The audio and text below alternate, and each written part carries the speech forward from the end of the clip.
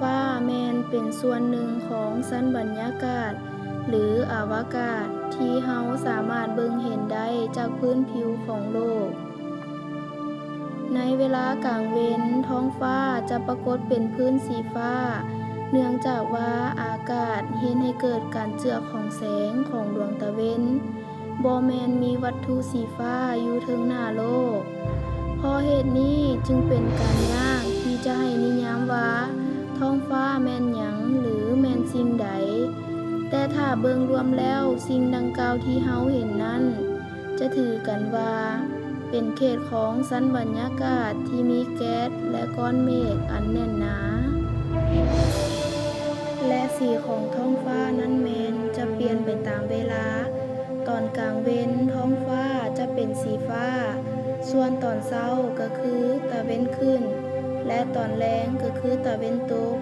ท้องฟ้าจะเป็นสีส้มแดงที่เป็นแบบนี้ก็ย้อนแสงของดวงตะเว้น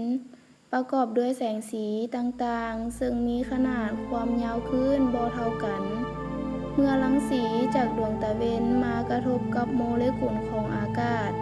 จึงเฮ็ดให้เกิดการเจือของแสงฉะนั้นเฮาเอิ้นสิ่งดังกล่าวนั้นว่าท้องฟ้า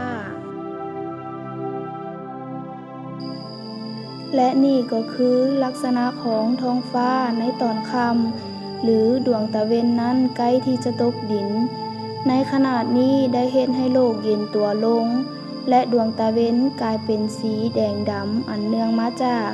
แสงของดวงตะเว้นนั้นได้ส่องผ่านชั้นบรรยากาศ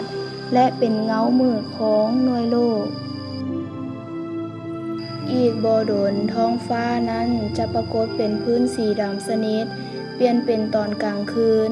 หรือบางครั้งถึงท้องฟ้ายังเต็มไปด้วยดวงดาวที่เฮาสามารถเบิ่งเห็นสิ่งต่างๆได้บ่ว่าจะเป็นแสงของเครื่องบินดวงจันทร์หรือดวงดาวได้อย่างชัดเจนสาเหตุอันเนื่องมาจากบ่มีแสงของดวงตะเว้นนั่นเองและอีกบ่ดนดวงตะเว้นจะขึ้นอีกครั้งเป็นมื้อใหม่มื้อต่อไป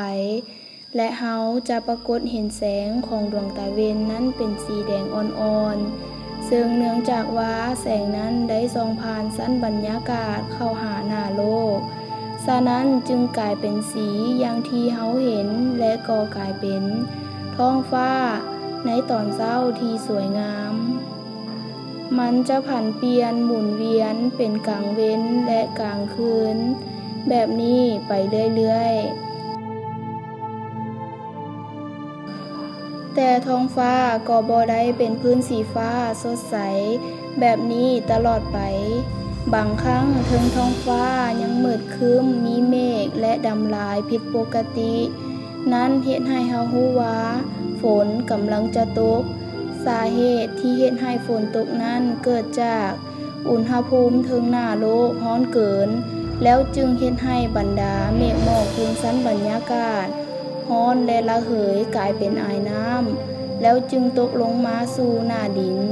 เฮ็ดให้เฮารู้ว่านั่นคือฝนตก